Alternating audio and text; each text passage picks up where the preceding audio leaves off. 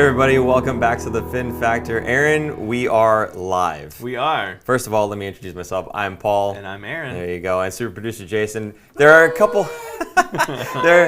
a couple things we want to address right off the hop here before we start talking about hockey. The first thing is, again, we are live right now. Big thank you to super producer Jason. And can we name the person whose place this is? We'll call him Bill. We'll call him Bill, sure. And for Bill, whose humble abode he's shared with us, got us back online and whatnot. So we want to say thank you guys so much for handling that and getting this back together. We're back. Yeah. It's good to be back. I can't wait for the rails to fall off. Oh, we'll see how long it'll take. It's just a matter of time. Yeah. It's wonky. It's very wonky. Another elephant in the room, sort of, this round table. We don't normally have the table here. This is a new setup. It is. I would like your opinion, folks. Do you like the table in the middle? Do you like this, or do you like us just in chairs? The crotch shots from before, we can go back to doing that, I suppose. But we're moving forward, a new era of Fin Factor Live, and as we get the new studio built out, we'd like to know what you guys think about. Maybe we'll have a table in our new studio. There you go. We want to know what you think, so let us know, either in the comments or in the chat room if you're here live. The last elephant in the room, I don't know how many more we can fit in here, is of course Aaron's face. Go ahead. Tell him. Just tell him. I made a deal with my wife that if I raised the money for my goal, which was $1,000, I would shave it off at the end of the week. And I got a lot of donations really quick. So I think she was telling people to donate more than I was, and the money all came in. So as a gift to her, because she really, I cannot stress this enough, really, really did not like it. Yeah. And it was getting bad, so I said, okay. I'm going to ask you to hit me up right here.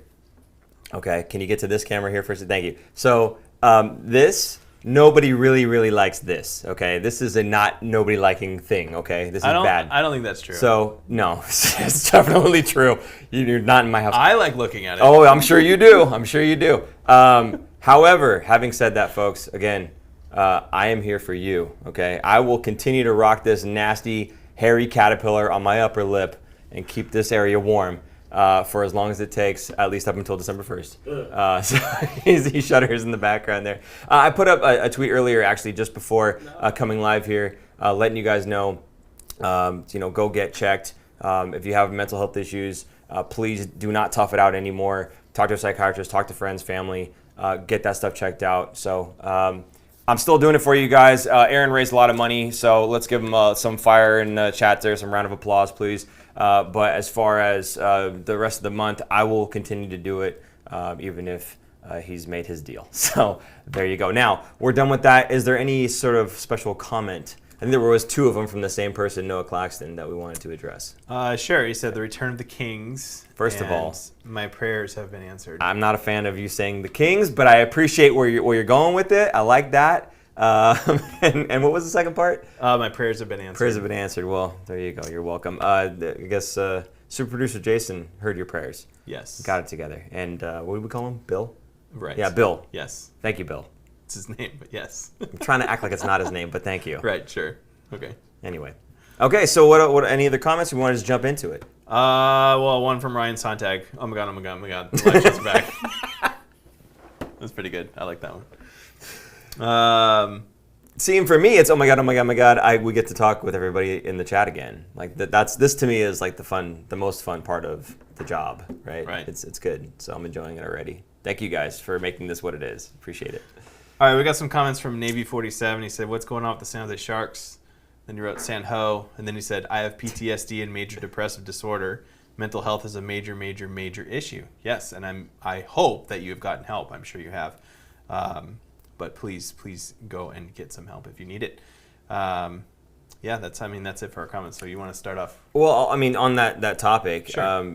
Make sure that you've checked out our interview with Jamie Baker. Bakes. That was a good one. Right? Yeah. So please check that one out. I think some folks might find that one, or maybe already had found that one pretty helpful. Yes. He went through a lot of discussion in that one that I was not expecting. So it was pretty insightful interview. That was, oh my gosh, was that 2 years ago now? Mm-hmm. That was in 2019 because it was before COVID. So yeah, must have been in 20 2019. But a great article, great interview. You should go back and check out. Very lengthy, but also very good. And he said, yes, he does. He has major support. So that's fantastic. Good to hear it.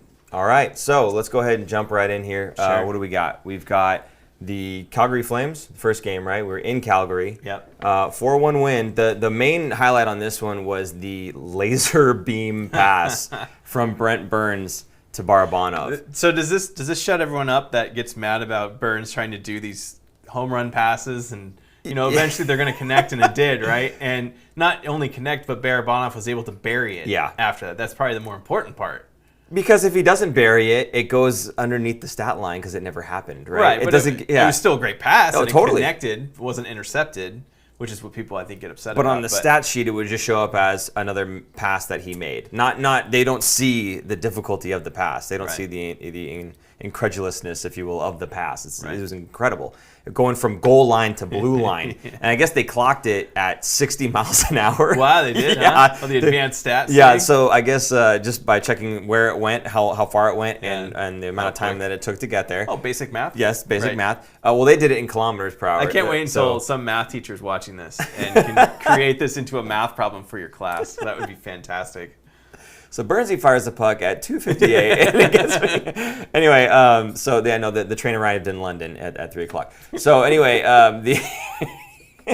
we're already off the rails. I know, it's incredible. It's a record. This was a laser beam pass. This thing was fired so hard, approximately 60 miles an hour, and Barabanov just buries the thing. So it was really nice to see that whole play come together, and it was just bang bang because it happened so quickly, and it was incredible because again from the goal line all the way down to the blue line and a few strides in, and he shoots and scores. So it just happened like so incredibly fast. It was something that they were replaying over and over again. Now, does it shut people up was your question. I don't know if it shuts people up necessarily because, people are going to be people. But, I think it kind of gives them an idea of what Brent Burns is capable of. And I think maybe it shuts up some of the he's too old talk. Yeah, passing, you're never too old for passing, a little right? bit. But Jumbo. Yeah. Right. Exactly. I don't know. I think I feel like if you look at he's been making these passes for years. Look at the last 2 years worth of the Sharks roster, who he's passing to. The talent has significantly dropped. Yeah. The talent this year is much, much better. Barabanov alone is probably better than most of the guys that were called up and aren't even either in the NHL anymore, are stuck in the minors and just not playing anymore. Right. So it's great to see, and I feel like Burns and Karlsson's numbers are also going to be higher this year simply because of that. Because I felt like last year Karlsson was making plays and getting the puck to people, and you used to talk about this where it explodes off their stick because they're just not ready for it and couldn't finish it, couldn't bury it. And I feel like we're going to see more like this Barabanov where he's going to actually bury it. And now Burns has an assist show up on the stat sheet for it, right? Yeah. So, it was a fantastic pass, and I feel like this also could be showing that he could be trade bait at the trade deadline. Ooh. Not to jump ahead of ourselves. You're just going here. right there, aren't you? Just saying. Wow. I'm ready for some shoes to be thrown. Sandals, yeah, flip-flops. Yes. There you go. Okay, beyond the Burns pass, another big highlight was the Zadorov hit on Barabanov. Mm-hmm. Did you see the hit? I thought it was dirty. You thought it was? I kind of felt it was dirty too. I don't know if I'm being biased though. So during the play, during real time, I guess, it was hard to tell. But when you look at the replay, I mean, that was his elbow going straight into his head. The head looked like the main point of contact, principal point, which is what they are trying to get rid of. So I don't understand. And every Sharks fan was like, "Oh, I bet that's not going to get disciplined." I mean, there's no penalty on the play, nothing. And sure enough, nothing. Sadly, we're used to it now. Yes. So anyway, Zadorov gets the hit, but Couture gets the goal, and it goes off of Zadorov. Yes. Poetic. Right. I like that. Karma. The hockey guide said, yeah, it ain't happening. So, it was good to see. Good to see. I don't care how it goes in. It really doesn't matter to me because you know what? Nobody asks how. It seems to happen to the Sharks a lot too, where you get these weird deflections and they go in, and we all throw our hands up and everything. Some people would like to blame the goalies for those, but in this case, it just it happened back finally, and it was just kind of nice to see it going off of a leg. Now I think Ryan Merkley had a goal like that, so it's been happening a couple times with the Sharks so far this season. A little bit of puck luck. It's nice to have a little bit of puck luck now and then. Mm-hmm. So just again, good to see that the puck's getting in the back of the net. Even if it's going off of the other team first, don't care. So the Sharks do end up winning that game 4-1. The reason it was 4-1 is because of a couple empty net goals. Now the first one was Tomas Hertl. This was, for me, my favorite empty net goal because it's kind of weird to say that you have a favorite empty net goal, but this was pure hustle. This is the epitome of I am not stopping to playing. The game's basically over. They've got an empty net. We're up by 1. The time's ticking. We've dumped it down. I'm gonna beat this icing out. He got on his horse. He made it all the way down the ice. He beat the icing call. Not only did he do that, but he makes a nice little pivot, turns on a dime, and wraps it and throws it in the net with a defender kind of not really draped on him, but trying to catch up to him. And for me, that was just the epitome of that's what the identity of this team is now. Hard work. Doesn't matter what the score is. If we're ahead, if we're behind, we want to keep grinding. That's what the identity of this team needs to be, and I think that's what Tomas Hertl showed there. And I think it's another example of the leadership qualities that Hertl's bringing this season, not just to the team, but this season specifically. We've talked about this before, and I think that it's weird to say that for an empty net goal, right? An empty net goal is like whatever, but again, he worked hard to get there. It's also no coincidence, and I'm not trying to downplay any of this. Sure. It's also a contract year. Okay. He's got some extra.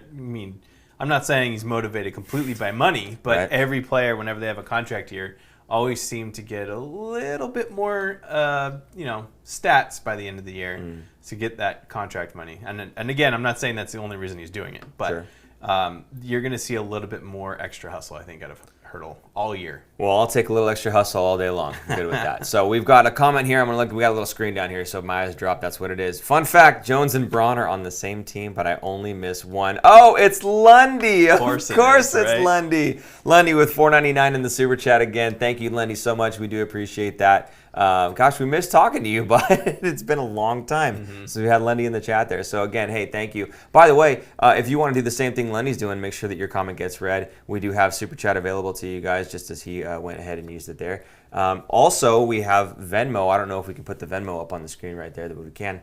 Oh, there it is. Beautiful. Thank you, producer Jason. He's just loving all his buttons. Ready, yeah. He knows it. Yeah. So I don't know if you guys can hear him. Do you have the mic on or no? Pewing over there. Yeah, just say it louder next time.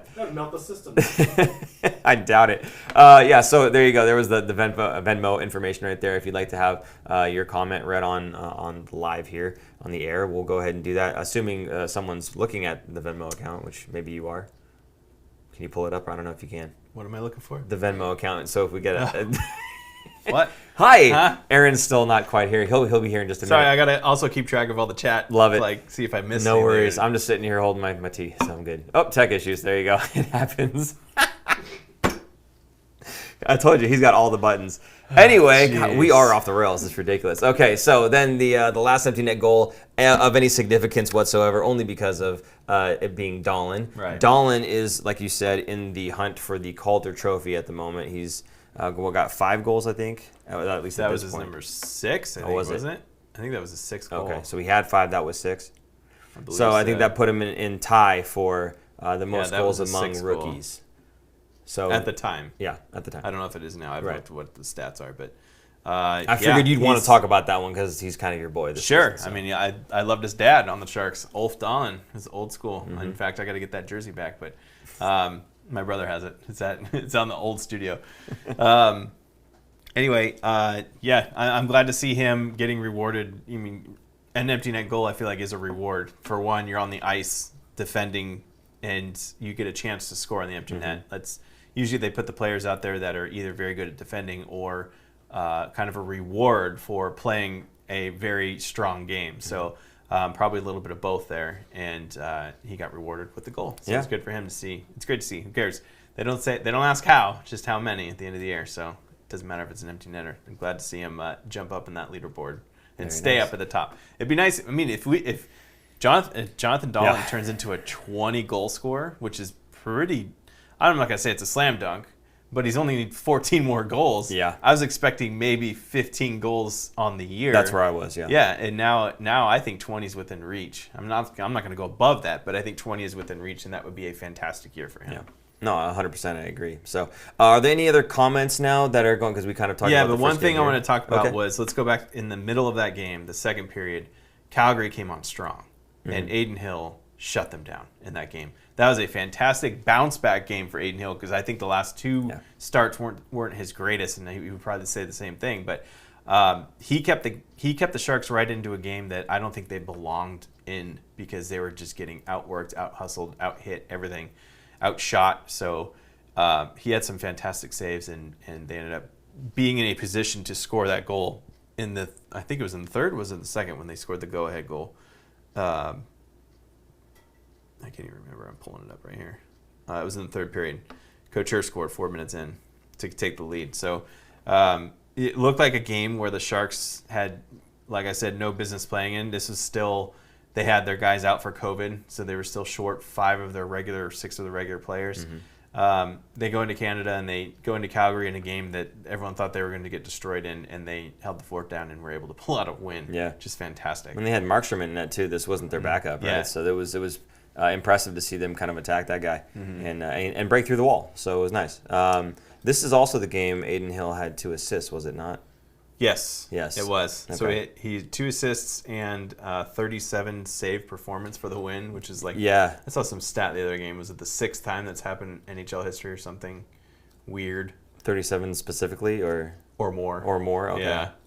Yeah. Cool. They pull out these weird. It's like baseball now. They just pull out these weird stats to make the player look like the best player. Okay, we got another super chat, and of course Lundy again. Lundy, thank you so much. I hope you have everything in our store already, because the amount that you've donated to the show, and we do appreciate it. You could have probably bought everything by now, but okay. I miss you too. Also, how about the upgrades to goalie? And you guys have an excellent show. Oh, sorry. How about the upgrades to goalie? That was for Lundy. And then this is someone else here. Navy 47. You guys have an excellent show. So informative. Thank you. We appreciate that. We're doing the best we can to help you guys out. And then Ben and Gunsry says, won't be the usual live show without talking about goalie's performances for the last 2 games. That is true. Okay. So and Lundy had put in the super chat asking about goalies. So what about the goalies? Now you like Aiden Hill. Do you like Reimer more still? That rhymed. Oh, that's close. It's hard to say, because I think even going into the season, I said that neither one's really like a clear starter. Okay. Hill hasn't played enough games in a season to be like a clear-cut starter. Same with Reimer. He's only played, I think, at most 40-something in a season. Right. None of them are going to be 50, 60 game starters, definitely not 70. So I like how they kind of go back and forth. Not necessarily switching every other game, but kind of riding the hot hand, because it's a healthy competition between the two guys, and they root for each other. They're not against each other. Right. They're not hoping that one of them fails or gets hurt. So it's good for the Sharks, and we've seen this with Martin Jones. When he has a very good, competent backup that's pushing him, he plays better. So usually goalies will play better and more focused and sharper, because they know, one step up and you're going to be sitting on the bench, right. And not in a bad way. The team needs somebody in there that's going to get them wins. Yeah. So I think both goalies are great, and they're a very good tandem. They bring different things to the table. I think Reimer still is kind of a little bit better. I think when Aiden Hill's on top of his game, like he was in Calgary, he's pretty unstoppable. He only let in 1 goal, but I think he could be a pretty dominant player, and he's going to be a better player with Reimer as his backup, so that he's going to learn the tricks of the trade, if you will, because he's still very young and Reimer is not as young. So right. He's going to bestow some knowledge on him. Yeah, I'm with you. I really do like the tandem. I think they bring a lot. You get Hill's a little bit erratic in net at times, but as you've kind of pointed out before, but he's so big, and he's going to learn more. He's still really young, so I'm really looking forward to him maybe settling down a little bit in net with how much he's pushing around. And his angles, I think his angles are pretty good, and they'll just get better, I think, working with Evgeny Nabokov. So really excited to see where he goes for the rest of his career, specifically with the Sharks, hopefully. And then Reimer, again, like you said, I mean, he's more the veteran guy. He keeps it calm in net. He keeps it chill.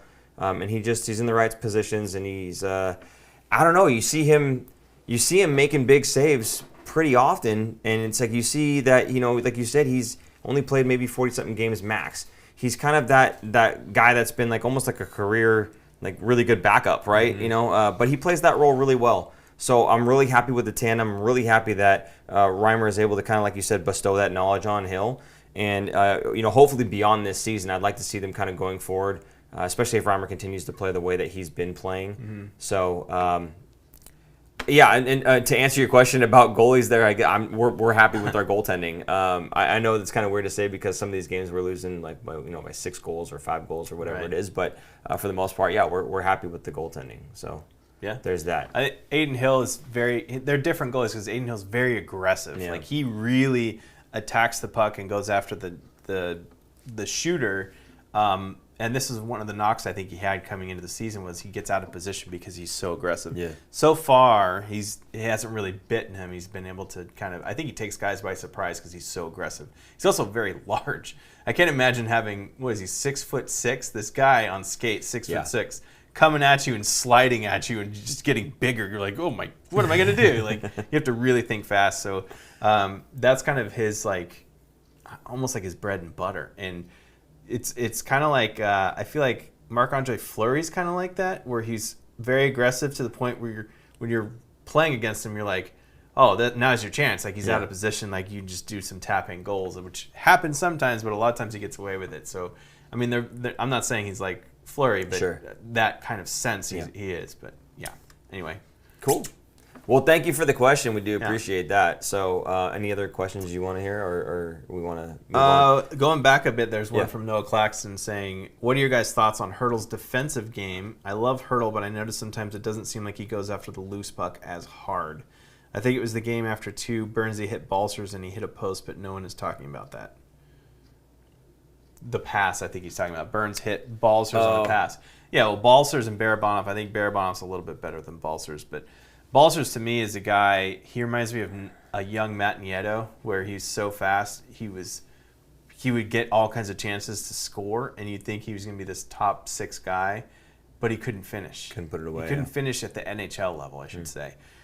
He probably did at every other level and just couldn't for some reason. So I feel like Balsers is kind of turning into that kind of player where he's got all the speed, and sometimes that's all he's got. I mean, I'm not trying to knock him too much, but that's what he reminds me of is a young Nieto. Okay, yeah, I mean, that's fair. I think, well, he said that it was a pass to Balsers and he rang it off the post, and that's why no one's talking about it. Right. That's exactly our point from earlier, right? Was you wouldn't hear about that Burns pass to Barabanov if it didn't go in. So Barabanov buries it, and now it's a headline, right? Not just a stat line, but a headline.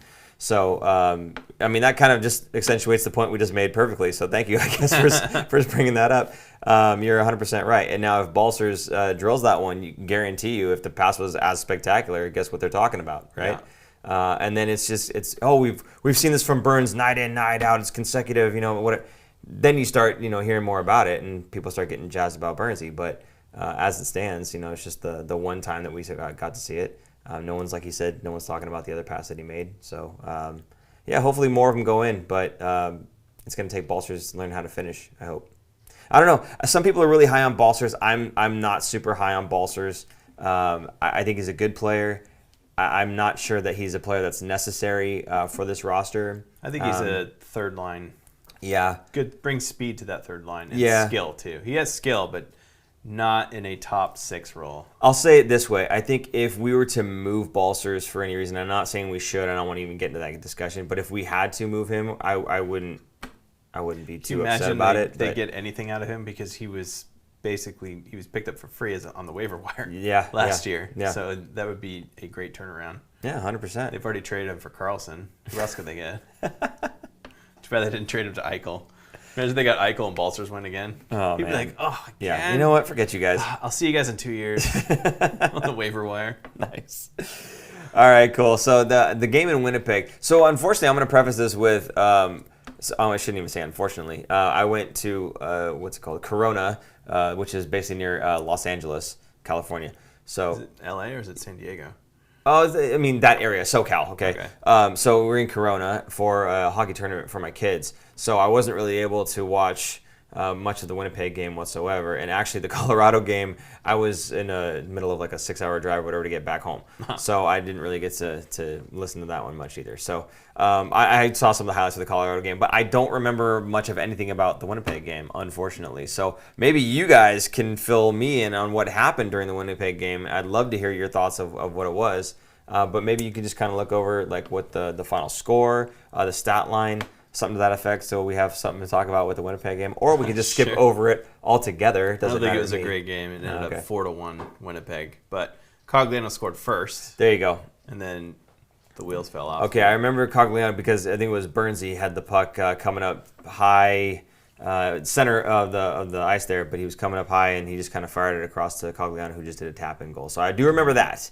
But the rest of it, I don't really remember. I guess the wheels just kind of fell off. Yeah. So Reimer was in net that game, though. He was. It's funny because we had a couple where it was Hill gets a start, Hill takes a loss. Reimer gets a start, Reimer gets a win. Hill takes a start, loses, right? So now it's kind of the other way around. We've got Hill getting a win on a really nice performance, and then Reimer taking a loss. And you said it was 4-1? 4-1. I'm guessing at least one of those was empty net, or maybe not. One of them. Okay. The last one. Okay. So really 3 goals against for Reimer in that game. Yeah. But yeah, you know what they say, 2 or fewer. So try to keep it in that area, I guess. Right. Anyway. Okay, anything about that game that stood out to you? Anything in the comments that stood out to you guys in that game you'd like us to kind of bring up, please feel free. We'll bring it up and chat about it. But otherwise, no, just move on. Let's go to the Colorado game. Let's go to the Colorado That was a little more game. interesting, I think. Again, Sharks scored first. Yep. That was Couture getting his 6th. That was a crazy goal, too. Yeah. Did you see this one? No. Okay, so so Couture had the puck on the right I'm boards. just kidding. I think I saw this. Okay, go ahead. He had the puck on the right boards if you're looking at the goal. Puck squirts out over towards the point, and Ferraro is there, and Ferraro just kind of one-time passes this thing back to Couture, left-handed shot on the right boards, and he just lets this thing sail. And I'm not even sure because the angle was kind of goofy. It was like OV office, but like more towards the boards. It was pretty far off, and he just cooked this puck, and it just went in. He really let it go. So I mean, seeing him shoot, I was thinking, okay, on the replay, I'm going, okay, this is the goal. It's going to bounce off someone, and someone else is going to bang it in. No, he just netted it. It was a nice shot from a really kind of an awkward angle, I would say. But I do remember that goal. The rest of it's all a blur. So there you go. Colorado. It's like the beast is awoken because Yes. Colorado has not been doing great. They haven't been playing great hockey. A lot of it was a lot of their guys were missing. Like even McKinnon's been out of this game, and he's out for 3 weeks. So they're missing their captain and their best player. But it doesn't matter. Like Colorado's like angry, Yeah. and so they're just. I mean, I think the game before this they won 7-1. Oh. So then they beat the Sharks. Was it 6-2? 6-2. Right? Yeah, 6-2. Yeah, 6-2. So I mean, they're scoring a lot of goals. They're a team that was fully expected to be scoring a ton of goals. Yeah. So they're waking up, like I said. So I kind of had some notes for myself on this one because, again, I was able to watch at least the highlights of it. And, looking at the goals that were scored, I really only have a hard time giving, blame for Hill on that first one. He was kind of not quite set, I think, on that first goal, but he pretty much saw it the whole way through. I don't think he was even screened. And the shot just sailed over, I think it was over his glove, but it went high and it went in. That was one I think he probably could have grabbed. The other goals, and I'm looking at it and I'm going, okay, one of them I believe was shorthanded, and they got a player in behind Burns. It was like there was someone coming across the line, and Burnsy was defending him. And this is shorthanded again, by the way, mind you. And there was another player coming up through the center there, and whoever it was, I want to say it was Timo, was backtracking just a little bit too late and was not on his horse. So the player in the middle gets just a little bit behind Burns as they're going across the blue line. Pass goes across, and now he's on a breakaway by himself. I don't care that it's shorthanded. You can't allow a breakaway, right? Especially shorthanded. Yeah. But I can't blame the goaltender for that necessarily because, again, you're giving him a breakaway. And that wasn't the only one. There was another one with Nazem Kadri, I believe, where, again, I think it was a weird change where the defense was coming out. They came across the blue line, but they weren't quite getting into the zone. And so they chipped the puck in right past whoever the defender was. I think it was Shimmick. And what's his name? Kadri grabs the puck, gives the little backhand, forehand, shoots and scores. Again, a breakaway goal. I just have a hard time saying, that's on Hill. Another one I saw, a cross creaser, wide open lane going from the corner all the way across to essentially like the crease, and just a one-time goal and knocks it in. And then another one that was a shot, save, rebound, no clear, bangs it in. Got to get some help from your defense there. So there's a lot of goals that go in. Again, it's not about Martin Jones with me, guys. It's about goalies. It's about I mean, I'm not the best defender in the world, but I know when something's my fault. And when I'm not getting those guys out of the net, when I'm not clearing the puck out, when it's right in the front, when I'm allowing guys to jump in behind me because my head's not on the swivel and I'm in the wrong position, that's bad defense. And I have a hard time telling my goaltender that's on you. It's almost like 4 defenders came back after being out for 2 weeks for COVID 100%. And playing in altitude. Yes. On their first game back. I agree with you. I don't want to say that's the only excuse, but it showed. Yes. That's what I think. That's what I would chalk this one up to. It really is unfortunate that they had to play in Colorado in their first game back. Right. And again, this is going back to what we talked about before. Like, at this point, when you miss that much time, you could do as much fitness as you want. The speed of the game is just not there. Yeah. When you're playing against guys, like you see it in preseason, that's why guys like to play preseason, kind of gets them going, gets their speed going and everything. But then if you don't keep up with the speed, like it's a different. When you see a guy coming back from injury, you can see like the skill and everything is there. It's just not clicking because they're not used to playing. There's only so much you could do in practice. Yeah. Right. So I think that's what I would chalk this one up to. No, it's fair enough. I just don't want to hear people saying it's his fault. That's all. I'm kind of shocked they kept him in and didn't pull him. Yeah, that is kind of weird, isn't it? Like I'm assuming Reimer's gonna get the next start. Yeah. Well, that's probably why they didn't then. Why bother giving him the the last period? You're gonna have him start the next game anyway.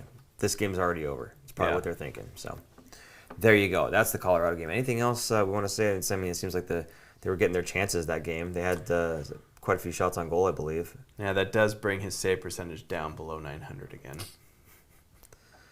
Forever cursed we are. Reimer's 940 to 1.82.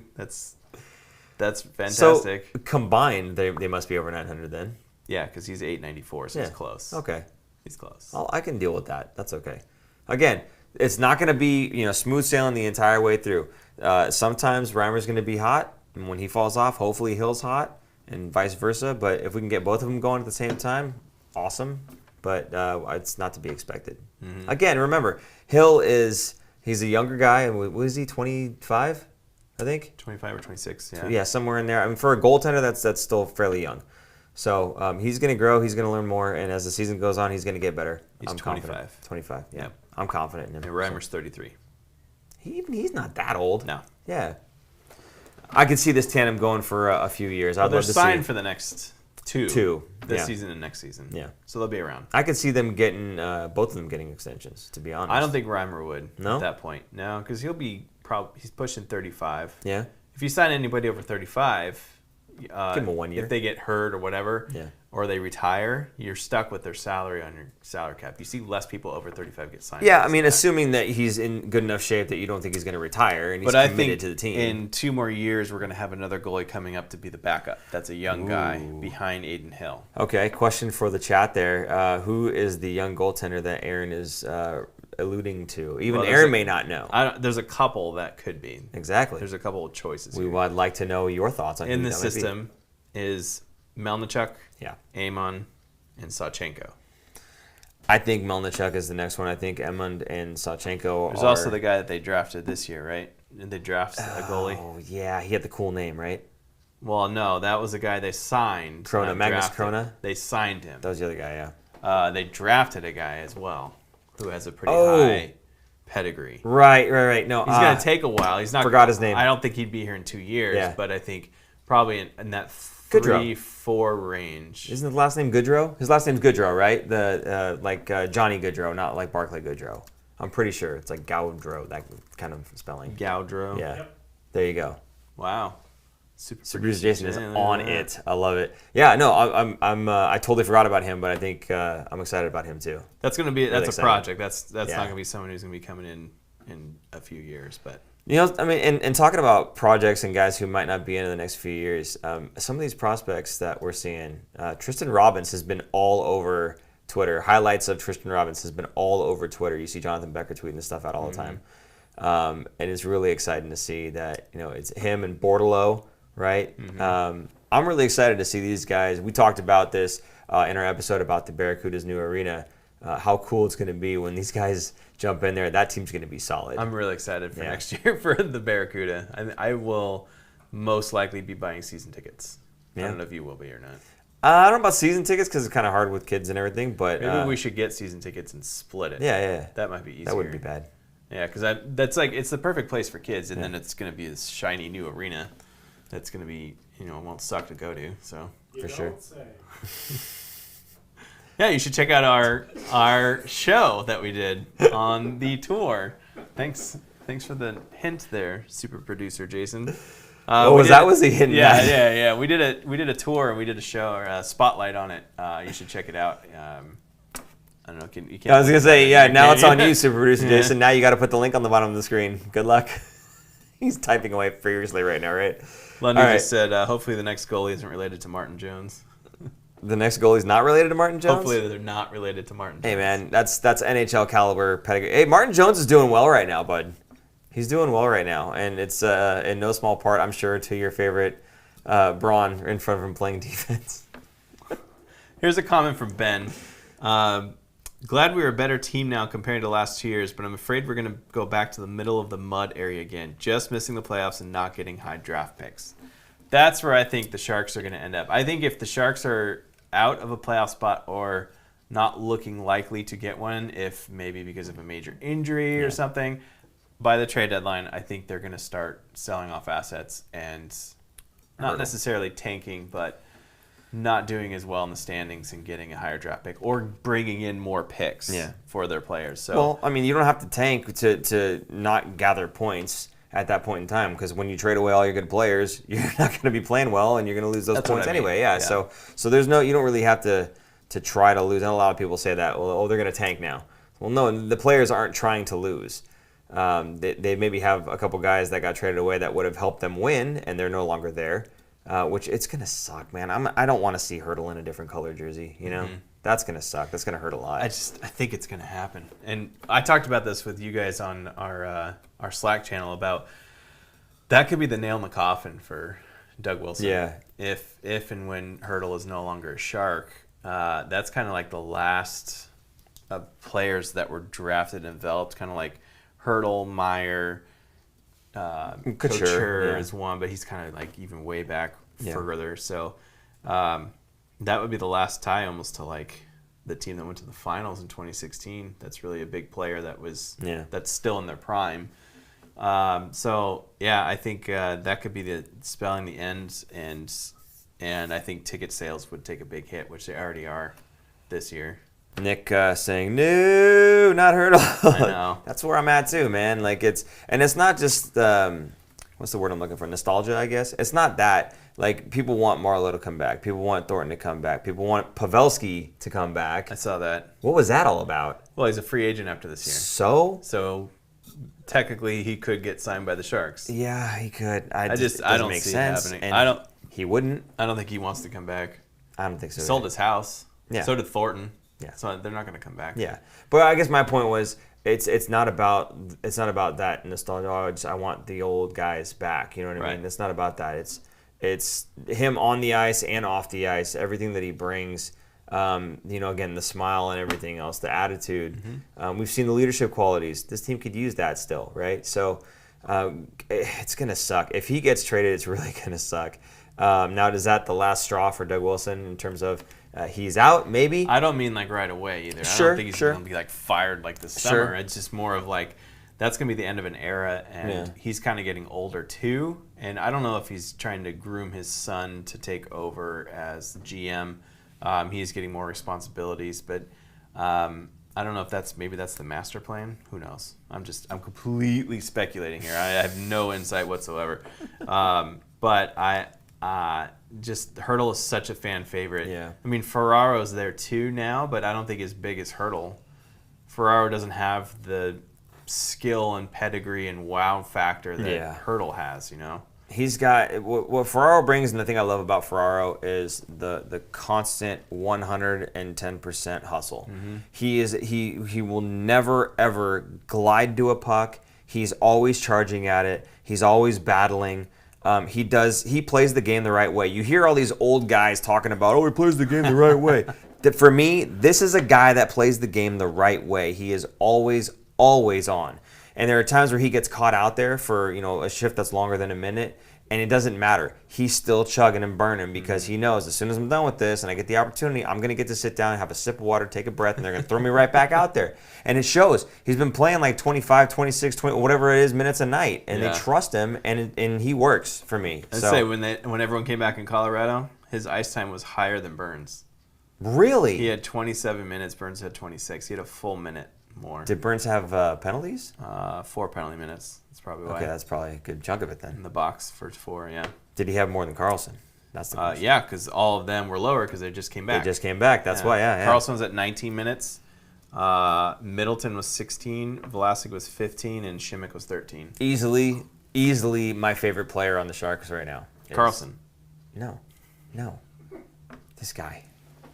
I thought I was totally reading you wrong there. Sorry. I would say read my lips, but then you're going to make this mustache joke right there. I can't see your lips. All right, we got to have some comments by now. Something that somebody wants to talk about, or something that. No, not Hurdle. Yeah. Keep Hurdle. Make the playoffs and keep Hurdle. He's just all heart, smile on his face, and someone the team needs leadership. If we miss the playoffs and trade away our key players, there goes the team for 4 or 5 more years. And then Nick says, why not trade Carlson? Because nobody will take him. Not with that contract. He's got 6 more years. Okay, but let's explain that a little bit further. It's not nobody will take him because he sucks. It's nobody will take him because I don't think they can fit $11.5 million into their payroll, right? There's a lot of teams that are already over the cap or at the cap. Some teams that are over the cap, right? Well, look at Jack Eichel. There were only so many teams that could take on Jack Eichel because it's $10 million a year. And one of the reasons why they didn't get a huge return for him because, again, there was only so many teams. So if you do trade Erik Karlsson, there's only so many teams that are going to be able to take him on. Your return's not going to be what Erik Karlsson's really worth. And a lot of people are down on Karlsson. I don't get it. I think he's a phenomenal talent. They're down on him because of 2 things. The contract is so large. Yeah. Long and large, and they couldn't sign Pavelski because of it. That's what everyone thinks. Yeah. I think Pavelski wanted to be out anyway. That's what I think. I don't think he wanted to be out. I don't think he minded not being out. Obviously, he didn't. Right. But, yeah, I don't know. Anyway, there you go. There's that. Okay. What else? We were talking about Doug Wilson. Of course, there's Doug Wilson news. Doug Wilson, he got elected into the Hockey Hall of Fame, and not as a builder, which is a category for GMs and anyone else in the management position, but as a player. So he was a Norris-winning defenseman for the Chicago Blackhawks, and then the last 2 years of his career played for the San Jose Sharks, but he had, his knees were gone at that point, so he didn't really play. He only played 80 games over 2 seasons, I think, for the Sharks, so he missed a lot. But he was also the Sharks' first captain their very first year. Still a good player, just hurt. Just at the end of his career. I mean, if he played in today's era and had today's, like Brent Burns, like if he was following what Brent Burns was doing, because nobody was doing that back then, he probably could have prolonged it maybe a couple more years and missed less games. Yeah. But again, this is the era where they're smoking cigarettes and drinking beers in between periods. So I'm not saying he was doing that, but a lot of the players are doing that. They come into training camp going, time to get in shape. Yeah. Coming in shape into camp. The healthy guys were on the what do you call it, the stationary bike while they were smoking and drinking. Yeah, exactly. That's right. Yeah. Different times, man. Really, really crazy stuff. I would love to be. I would love to see the whole regimen. Do you remember Ally Frady? Yeah. He was on the big Sharks. slapper. He was on the Sharks briefly. Yeah. I forgot what team he played on. I want to say it was Blues. Boston. Was it Blues? I thought it was Blues. No, it was McInnes that had the big shot. Maybe it was McInnes though. He came from somewhere, and he had won the hardest shot contest, I think, for the different team. Oh yeah. But he played for the Sharks, and he rode a Harley. He rode a motorcycle, smoked a cigarette, This guy was a total old school player. Okay. Also had knee problems and didn't play as much as he probably could or should have if he were healthy. But the guy was like he shows up and you're like, who's this Hell's Angel that just rolled up to play hockey? And he gets out and he was Ally Freddy. They called him the Planet because he was so big. He had the big stash. I think he had the handlebar. Yeah, straight down like that. Yeah. I think so. I'm not thinking of McInnes on that one. That's for sure. No, but that guy was just unreal. I think he also played with a wooden stick. He was one of the last people to play with a real wood stick. Which is just beastly. I mean, can you imagine if he had a composite stick and was shooting like that? He would have killed somebody. Or snapped the stick. Or killed a goalie. Yeah, maybe. Broke their hand or something trying to catch it.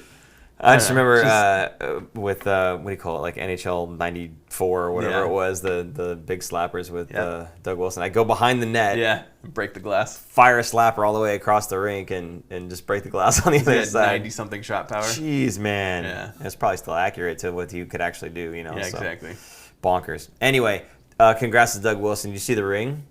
The ring is massive. Yeah. I'm not sure how he holds his hand up. It's a pretty big ring, so. Yeah. I don't think he'll be wearing it around. Yeah, probably not. Yeah. Guess it's going in a case of some sort. Cool. Hey, again, congrats to him. Doug Wilson Jr.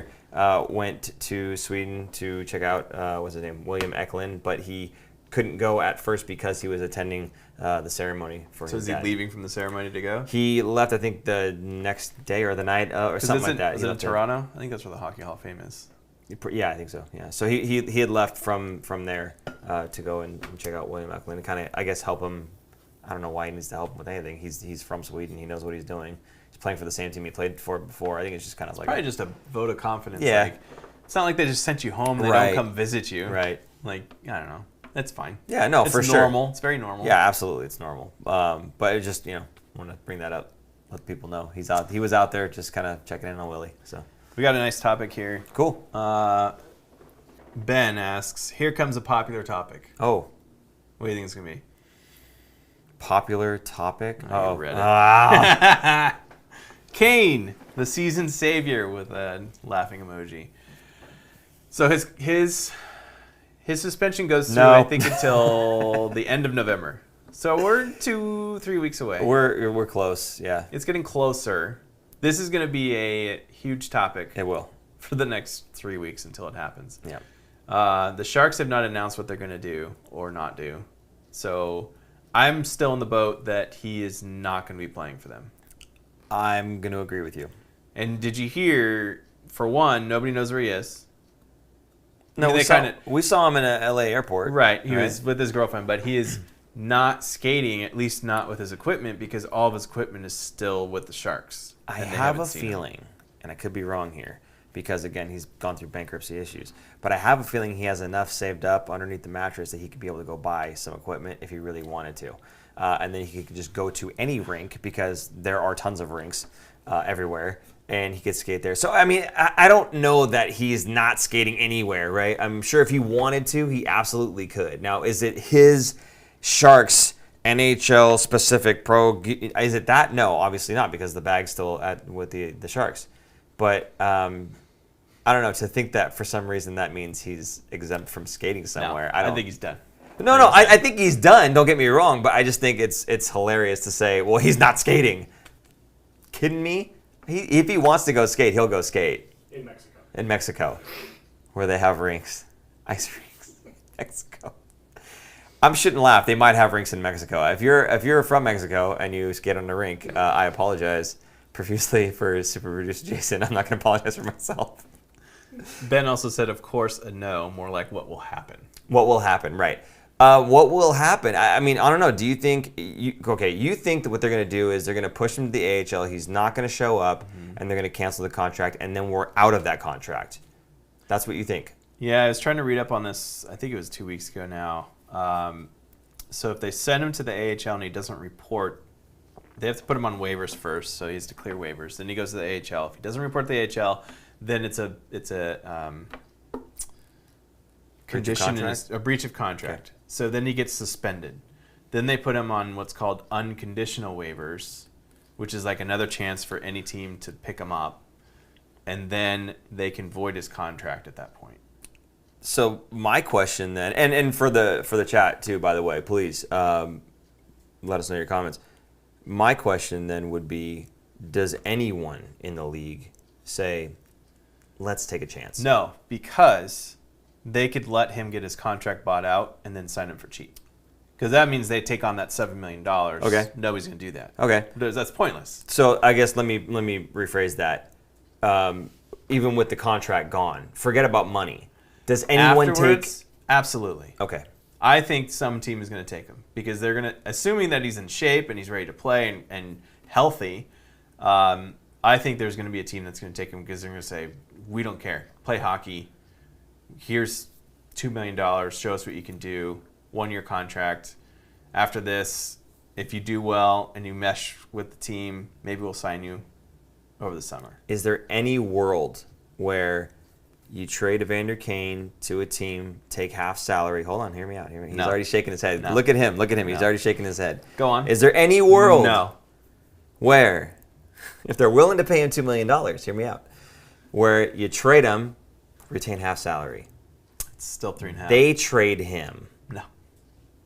to the team that actually wants him. We've seen this before, right? Toronto did this. The Sharks would have to pay with draft picks, which is not worth it. Okay.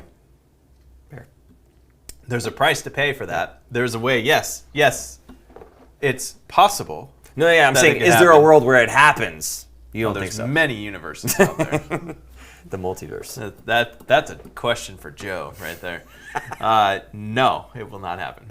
Joe, if you're watching, please put what the possibility is. Ryan Sontag, thank you for the $5. More live shows, please. Yes, I agree. I miss it. This is a lot of fun. I thought Ryan Sontag said thank you for the $5. No. You're welcome. But no, thank you for the $5. We do appreciate that. All the super chat money does help us out. And he says, more live shows, please. Hey, guess what? We've not been able to do live shows. Now that we are able to, I think you're going to see more of them. Super producer Jason hates at least 2 things in this world. 1 is this mustache, and 2 is editing for our recorded shows. So whenever we can do a live show, he doesn't have to bother with all the editing that comes along with it. So it makes him happy. All right, Noah Claxton, trade him to Arizona for nothing. Correct, but it's never for nothing. It comes with draft picks. Yes. So there's a price. There's always a price going out Yeah. to Arizona. So if you look at all those trades where nothing came back from Arizona, it was always for draft picks going along with the players. Yeah. So is it worth it? Do you think it's worth it to trade a 2nd-round pick for Arizona to take Vander Kane off your hands? I kind of think a 2nd round. I don't think a 2nd-round pick is going to do it. I'm just saying. What's the lowest you would go, or the highest you would go? I guess. Let me ask you this: what if it was the 2nd and half retained? What if it was a 1st round and half retained? That's It's going to take a 1st-round pick to take that. It's not going to be a 2nd round. Okay, but we were talking about what if it was the 2nd. I know. If it was the 2nd round, they'd be like, I'd yes. do it. Yes, I'd do yes. it. I'd do it. 100% I would do it. Because at that point, it's like, yes, you're losing your 2nd round pick, but at the same time, you're paying a 2nd to essentially take $7 million of cap space off your books, or in this case, $3.5 million off your books.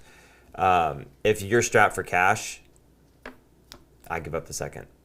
That's me. 1st, don't know. Don't think so. Would you trade him for Phil Kessel?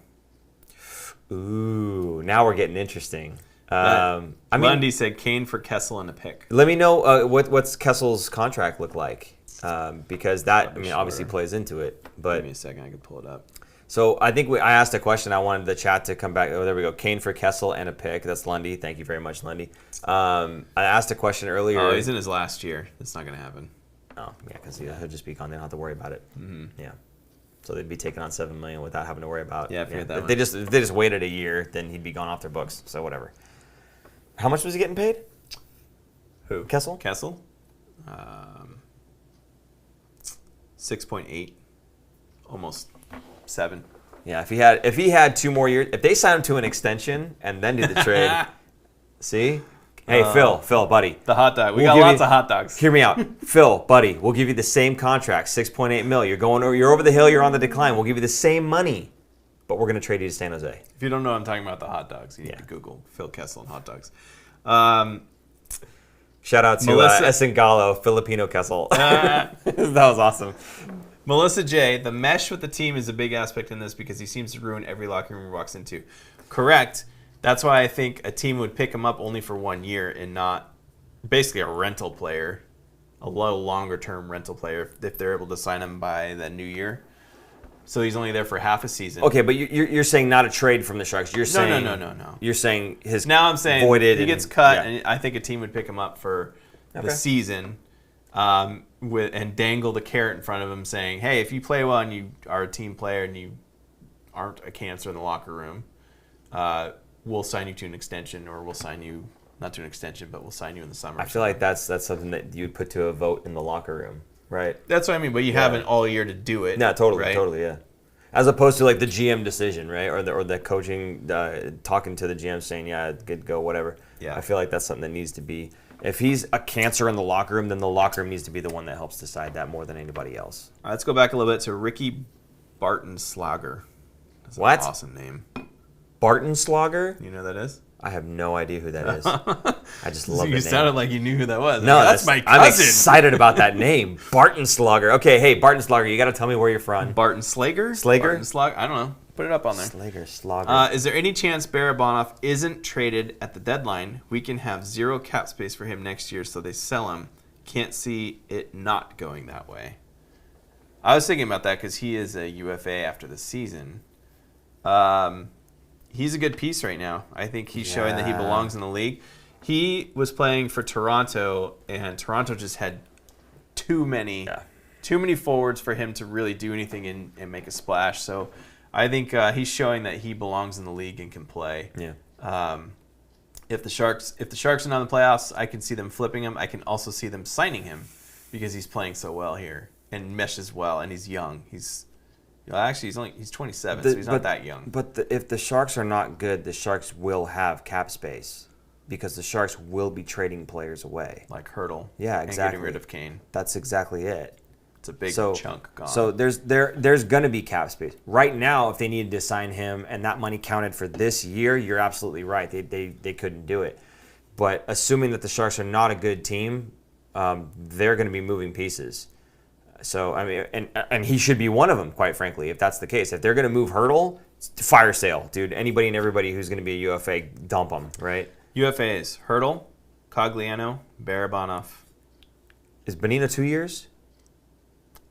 He's got to be, yeah. See, even on 2 years, because Goudreau had 2 years left and he went to Tampa Bay and won 2 cups.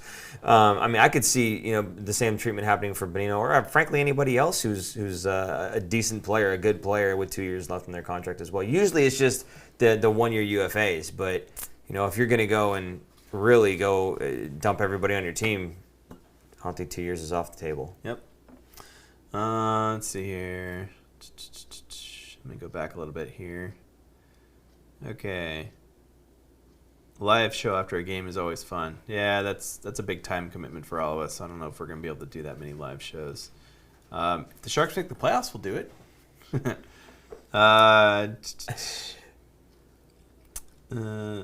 If we are making the playoffs, is it possible that they bring Eklund back for the playoffs? Will it trigger his ELC? That's a good question, actually. I don't know the answer if they're only playing him in playoffs. Is it 9 games regular season, or is it 9 games of NHL experience in that entire season, including playoffs? I would think that would include playoffs because I feel like you would see this more often. Yeah. For teams that are maybe not as deep and make playoffs, and they have good young players like Suzuki for Montreal a couple years ago. Although the cap hit no longer counts during playoffs, so there might be some weird. That's what I mean. Rules, so there's no cap. Not that there's no cap space. You have to be under the cap still. You can't just bring in a bunch of players. Or I guess you could with Kucherov came back. Yeah. So that one's a hard one. I'll have to look into that one for the next show. I'm not sure if anyone knows the answer to that in here. Graham Slam, thank you, ma'am, said, Ben, I'm pretty sure that would trigger his ELC. It's a great name. That's the name? Grand Slam? His name is Graham. Wow. Okay, yeah.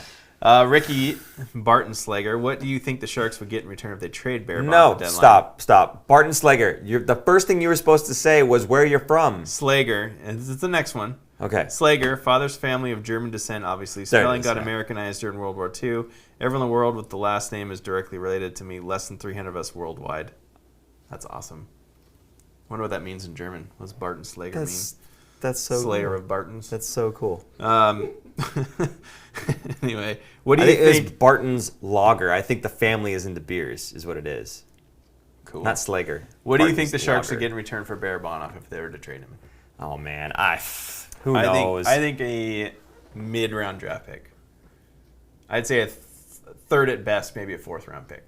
For Barabanov? I don't think they're getting a first or a second. For No, not Barabanov. first. Not a first. I think there are some teams you can get a second for Barabanov. If he starts playing pretty well for the rest of the season, it depends. because he's got skill. I think if a team had 2 second-round draft picks, like they already had someone Sure. else's, they'd probably be like, yeah, sure, we'll spend that We'll on them. unload one. Yeah. Well, I mean, you can also, a second and then Barabanov and a fourth or a third or whatever else going Sure. the other way. That would, help sweeten it. That's a what bit. happened with Goudreau. We got Yeah. a first round, but we sent a I want to say third. yeah. I think it was a third and Goudreau for the first. Yeah. Similar thing happened with Colorado when Makar first came out. Happened in the 18-19 playoffs. Yeah, that was against the Sharks when he came up. I remember that. Yeah. So right. yeah, we won't see him until next year. We won't see Eklund until next year.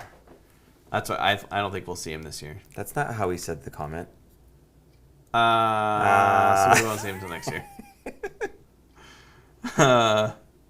Kane goes to the Knights because he would fit in with their locker room, said Lundy. The Knights? There's absolutely no cap space, and the Knights would never trade him. Yeah, there is zero cap space. So I don't think they would never be able to sign him because they wouldn't have the space. Yeah. Plus, the fan base hates him.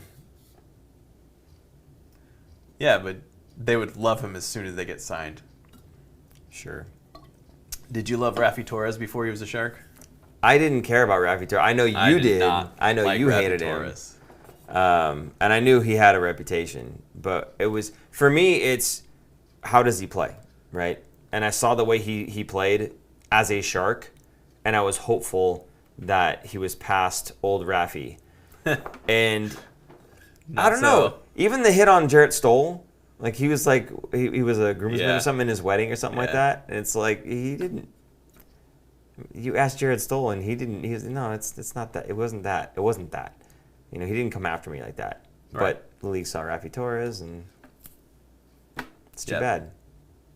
It's really too bad because I really feel like he could have turned his game around.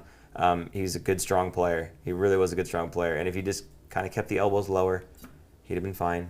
But too many headshots, too many weird things going on. Too many cheap shots. Yeah, cheap shots, stuff like that. So it's too bad. I think it could have been a good run with Rafi. Yeah, and then his knee blew out, and he was never the same. Regardless, there's no way Golden Knights are taking on Evander Kane. I don't think that so. his knee blows out, and he can't play. I think someone's trolling you. Oh. Marty McFly. Guys, does Aiden Hill let in soft goals? Oh, that's a troll. That's a troll. No, so we just talked about that actually at the top of the show. That first goal that went in against Colorado. I think he could have had that. Is it a soft goal? Maybe not so much. He still had a little bit of movement going on there. Maybe there's a little bit of traffic. I don't think so, but I think he saw the puck most of the way there. So, I feel like that one he could have had. He said, ha, ha, ha, ha, joking. There you go. I know he's joking, but I'm going to bring it up anyway. So, there you go. That was good. I think I'm caught up on the comments. I don't know Cool. if I missed any. And he said, love you guys. Love you too, Marty McFly. Hello, McFly. Awesome. So anyway, I guess, are there any other comments that you thought, or you said you're all caught up? Was there anything else that was kind of worth chatting about here? Or I don't know how long we've been going. We've been going a little over an hour. Okay. I thought there was. Haven't died. They have not died yet. The lights are still on too. Oh, going back nice. to Ben Goudreau, Yeah. the goalie that we had Ben drafted. Goudreau, thank you. Yes. He was our second rounder, and I think I know for a fact he was rated the third best goalie behind Wallset and Casa. But some people had Goudreau even first or second. And he wasn't he a guy that didn't play last year because of COVID, that his team didn't play or something, and then he came in and played World Juniors, and he Okay. did really well, and he played for Canada. Nice. So I mean, he was high profile, high goalie, high team, and he made some good saves. I think this could be a steal. I think I read somewhere that the Sharks were planning on taking Wallstedt, which kind of makes me mad with their first round pick. But then Eklund fell to them. They're like, "Oh no, we're taking Eklund." Yeah, you can't pass. So they definitely had a goalie on their radar.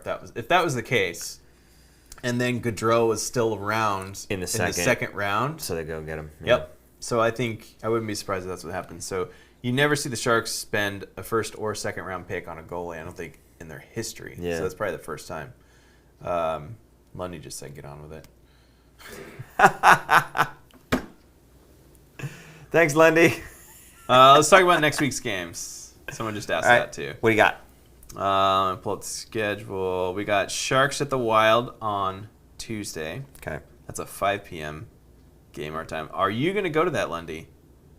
Because you're in Minnesota, that's right. right? He's in Minnesota. And then Thursday is at the Blues, also at 5 p.m. And then the 20th on Saturday, Washington is in town here. So that's a home game. So 2 more road games, and then a home game against the Capitals. Yeah. Against Ovi, the master. My God, he's so awesome. So I'm interested in your comments, your guys' comments, what you think is going to be going on in these games. But Aaron, being the resident fantasy hockey guru, first of all, how's your fantasy hockey team doing? Ooh, I don't think I'm doing so well in the Sharks League. Because, and I'm happy about this, okay, way more people that's good being active. Active. Yeah. Everybody in there is active. Okay. Well, I was going to say it's more competitive. I was going to say, Aaron's kind of more the guru between the two of us here about other teams in the league. But I don't know if your fantasy hockey record's not doing so good. I don't know if they need to be listening to us. I was not happy with my draft. Really? Yeah. I was very disappointed with who I drafted. That's a shame. Yeah. I'm sorry to hear that. Anyway, Sharks at the Wild. Yeah. Tell me what you're thinking about with these games. Well, Krill the Thrill is back, and he there was some drama in Minnesota with him because he had some weird clause because he wasn't quite an RFA. He was an RFA, but he had some clause where he could somehow not sign and go back to Russia and play, which isn't usually the case. I don't know what it was. I think it was the number of games that he had played made it eligible for him to do that. So there was some drama that he was going to sign because he spent like all summer in Russia, and they're like, and spent it with the team that was going to sign him, and they're like, we need to back up the money banks here. Good way to pump up your value there. Yes. It? Yeah. And Bill Guerin, I believe, is the GM, former Shark, in Minnesota, and he had to figure it out because there was a bunch of players to sign, and they wanted to sign him long term, obviously, because he's going to be the future of the franchise.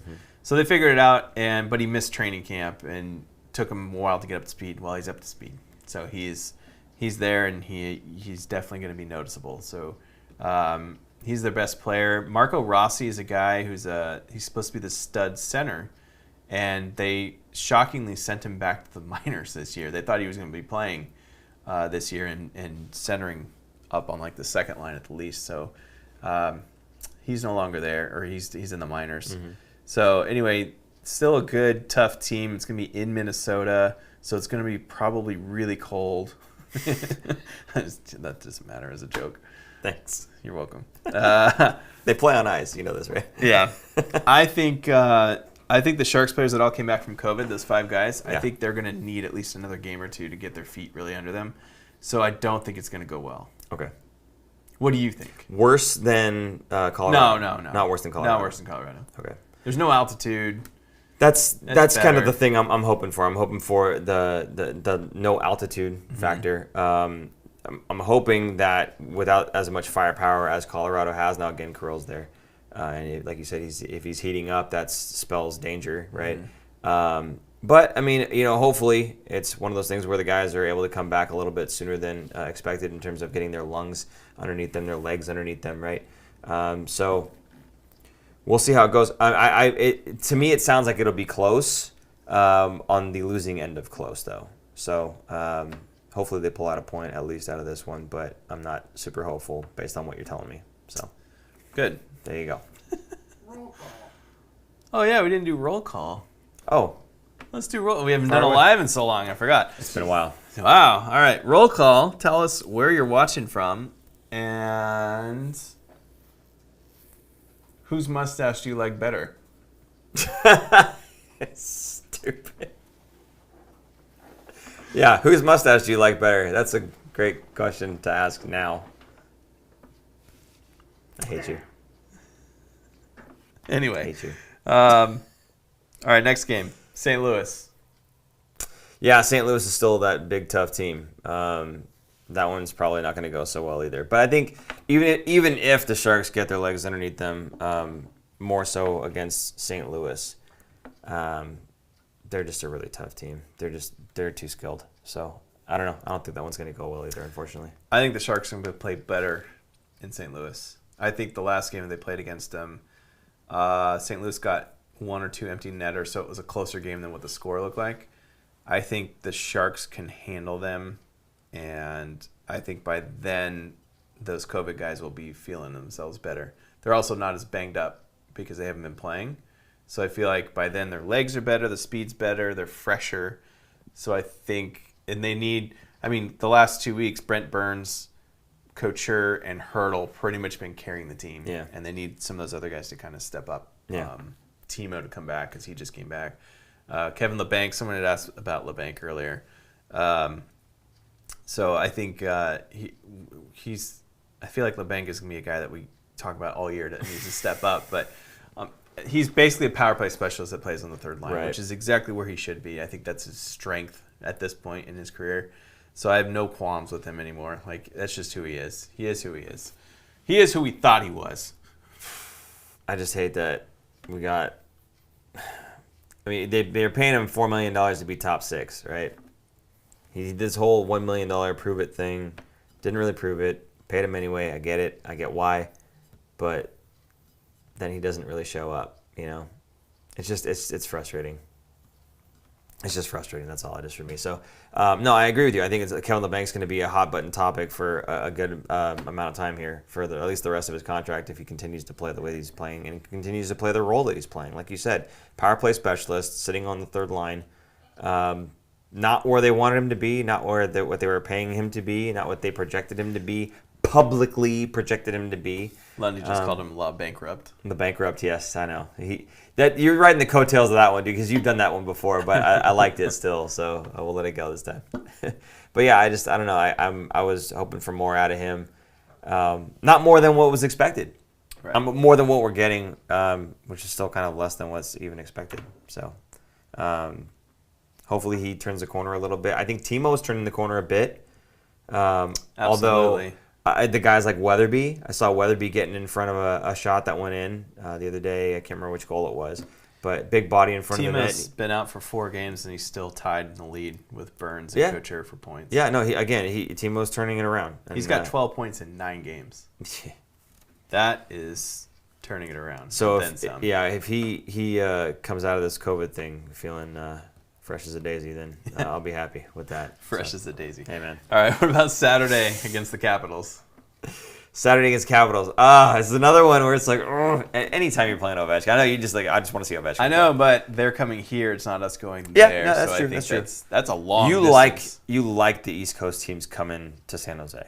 Yeah, I forgot what coach just talked about it. It might have been the Calgary coach, saying how, a decade ago, when it was the Sharks, the Ducks, and the Kings were big, heavy teams in their prime, they called it the Valley of Death because they would go to Anaheim, get banged up, go to LA, usually on a back-to-back night, get banged up, then fly into San Jose 2 days later, a day later, and play again and get banged up again. Yeah. So I think it's still like that, and now you add Vegas, Anaheim, LA, San Jose, Seattle, Vancouver. Yeah. So they kind of go up and around, and they do. The Sharks do the same thing when they're on the East Coast. They kind of go around and hit all the teams at once. So those are tough teams to play against. They're not. Most of those teams aren't going to be in the top of their division or the top of the league, but there's still not. There's no easy games in the NHL. Yeah. Yeah. And then you're playing on a 3-hour time difference. That's exhausting.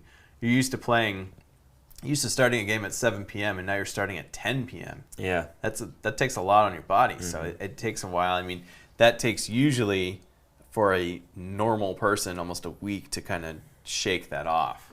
Do we happen to know if Washington is coming off of one of those games? I didn't look. Okay.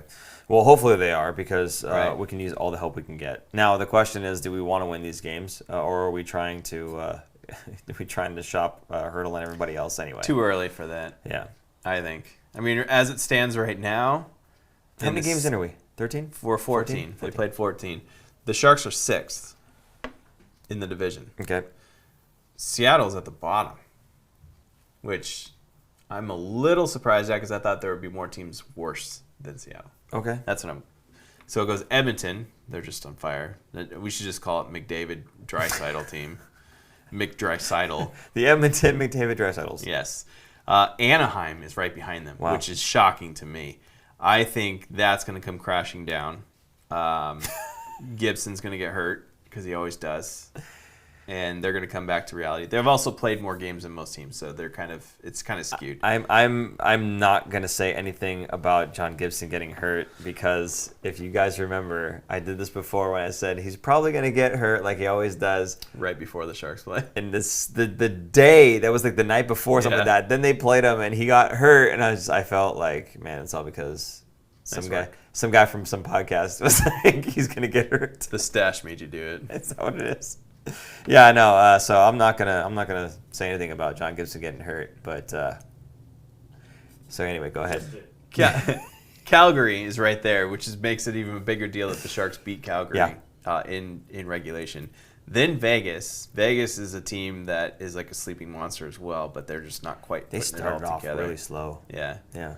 They're missing their key guys. Well, Patrick, Stone, True. now Michael. The Kings are there. Then the Sharks. Yeah. I think the Sharks are better than the Kings. Yeah. I also think they're better than Anaheim. And then Vancouver's behind the Sharks. Vancouver's, I think, just garbage. They have a good young core, but the rest around them is old and crusty and not very good. So, and it's showing. It's showing. Then it's Seattle. That's like our season 1. Right? Old and crusty. Vancouver, the sandwich of the league. He's got the old crusties around the outside. The core. Anyway, all right. I think we're good with this then. All done with standings. Yeah. All right. Sure. So, where do you think we're going to be going here next couple weeks? Because the 21 game mark that we've been talking about, the Thanksgiving break, right. That's something that we brought up before, talking about. Let's wait till this point until we make a judgment. Obviously, I'm asking you to make a judgment before that point now, but where do you think we're going to be just getting to that point? I mean, Thanksgiving is in 11 days from now. Mm-hmm. It's coming up. So after this week and after the following week will be right after Thanksgiving. I think that's when it'll be a good time to assess us. But, I mean, there's still, that's probably 8 games worth, 6 to 8 games worth before anything. I think the Sharks are like what someone had said. They're going to be in that sticky, muddy area where they're just going to be bubble team, bubble in and out, just bouncing in and out of a playoff spot. They really need a lot of things to come together to really make a push and make those playoffs. So I don't know. I think they're going to be almost exactly where they are now. Right in the middle. Right in the middle of the division. Yeah. 4th, 5th spot. What do you think? I think I want to stick to what I said. I want to stick to they'll be a playoff team and they're not going to get bounced in the first round, but not feeling too hopeful right now. I mean, you saw how decimated the Sharks got for 2 weeks with a bunch of guys out. Yeah. That could happen to any team. Yeah. No, that's true. And you know what? Let's be fair. The amount of guys that left and all the rookies that came in, those rookies did a phenomenal job of stepping up. Absolutely. And like you said, not sustainable. 100%. It's not sustainable. But for that spurt. They didn't go 0-6. No, exactly. Right? Exactly. For that spurt, really proud of our team. Really proud of what they were able to accomplish. Can you imagine if Vegas got hit with COVID like they did right now, where 6 guys are all of a sudden out? Well, they've already got 3 guys out. And on top of that, they have those guys out for injury. Yeah. They would just start tanking. Yeah. That could happen. And can you imagine? I can imagine. Easy now. So great. Easy if Vegas now. didn't make playoffs. Oh, yeah. No, we need that. How awesome We need that. would that be? A kick in the teeth to their fan base. I need to live in a world where Vegas does not make playoffs, not just because I don't like Vegas, okay? It's mostly because I don't like their fan base. But I just need I need the fan base to experience humbleness? Yes, I need them to be humble for just one season first, right? Heartbroken? Yeah, just one, right? I don't know. And not blame it on the refs or the league giving San Jose a win because of the ham pass and Actually, that was St. Louis. That was St. Louis. Whatever. Yeah. Anyway. Okay.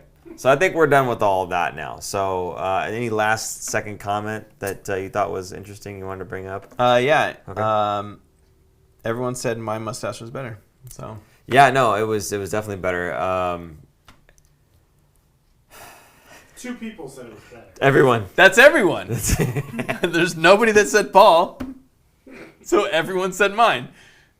They don't ask how. Yeah. Well, they didn't ask how many, apparently, because it was just 2. That's not very impressive. It's just 2. Regardless. It's just our mom watching. Dos a cero. That was the United States men's national team beat Mexico 2-0. Oh, nice. So they say dos a cero. Excellent piece of news there. There's no U.S. men's national team soccer fans in the chat. Well, I certainly hope not, because they're going to be disappointed when we're not talking about them ever again. Okay, guys, thank you so much for tuning in. We do appreciate it. Lundy, thank you again for hitting us up with all the Super Chat money. We do appreciate it. Again, if you've not purchased everything from the store yet, please feel free to do that. Speaking of, we have new items Thank in the you. store. I was just about to say. Go ahead, take it away. Go ahead. No, you know the items. Do you know the A items? sweatshirt, Yes. a mask, and a beanie. Is it a beanie? Okay. I think that's it. We're looking at getting more stuff in the store. So we would love it if you enjoyed the stuff that we had in the first place. But we do have some more things that are there for you guys. I'm going to add a water bottle in there. Okay. That has our, not a sticker on it, like I've been doing. We have it in there. What? Do we? We have it in there, Super, look as at that. Jason says. So there you go. Please, Did you add stuff? Why don't you just go to thefinfactor.com, check out all the products that we have available, click the support the show link, because that is exactly what you're doing. You're supporting all of this. And you can check out exactly what we have available to you and then buy them all. That would be great. So there you go. Look at that. Oh, we have a fanny pack. We have a fanny pack. A fanny pack, a beanie, a polo, a face mask. I have to go to the second page. A water bottle, a sweatshirt. We have both a hoodie and a normal sweatshirt. Okay. A fleece pullover and a unisex hoodie. Okay, we got a lot of stuff in the store here, guys. So fantastic. take advantage of it. Yes. Are we still doing any sort of as the sales over now though, right? Sales over. Sales over. Okay, good. All right. So if you missed that sale, don't worry. I'm sure we'll have another one sometime in the season for some reason. We'll come up with an idea or some reason to do it. But for now, please do check out everything that's in the store there. Really cool stuff. Fanny pack. We have a fanny pack? Yeah. Dude, I'm excited. Paul rocks the fanny pack. I am with his excited. dad shoes. I haven't had a fanny pack in many, many years. It's a champion. And I'm ready to rock one God, again. he's going to wear it everywhere. It's a Yes, It I is- am. It's a champion fanny pack. fanny pack. Hey, it's coming back. It's coming back.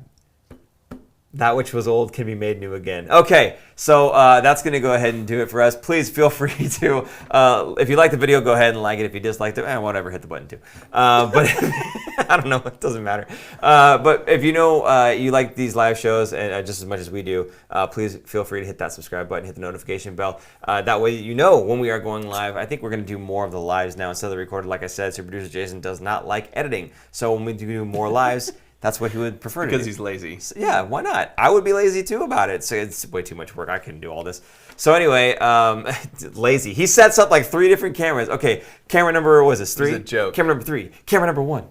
There you go. Camera number 2, right in the middle. See, he's all over the place, and I love it. And he sets up all this stuff for us. So show him some love and get some products and stuff, whatever. Anyway, yeah, like I said, hit that notification bell. Then you'll know we're going live. We can have these awesome conversations. But even more so than that, please make sure that when you see us tweeting out, hey, we're going live, share it. Get your friends, your family, get other Sharks fans involved. We love having these conversations with everybody and just having a good time. Go ahead. Because it looks like you want to say something. I always look like that. Okay. don't He wants to say something. See, I had the momentum going and he just shut it down. I? We are Oh, promoting he did want to say something. the Pride game. Yes. December 14th. 14th. That's what I said. 14th. Buy your tickets. We'll have it in the description down below. I think it's already there, so you can probably just click down there. Me, Paul, and Jason are all going to go to the game. So if you are there, we can take a picture with you. Mrs. Miller would be very upset with you. And Paul, Jason, and I. whatever. So. There. And we're off the rails. Okay, thanks, guys. We do appreciate you tuning in. Again, anytime you can share us out to your friends and family, we do appreciate it. So, for Super Producer Jason, I'm Paul. And I'm Aaron. We will see you guys Next week. Bye-bye. Bye. Thanks for tuning in. If you like this episode, check out our other content, especially interviews. You can interact with us directly through social media at The Fin Factor and on Instagram at Fin Factor. And don't forget to join our live streams on YouTube. Visit our website at thefinfactor.com, where you'll find all of our episodes as videos or podcasts.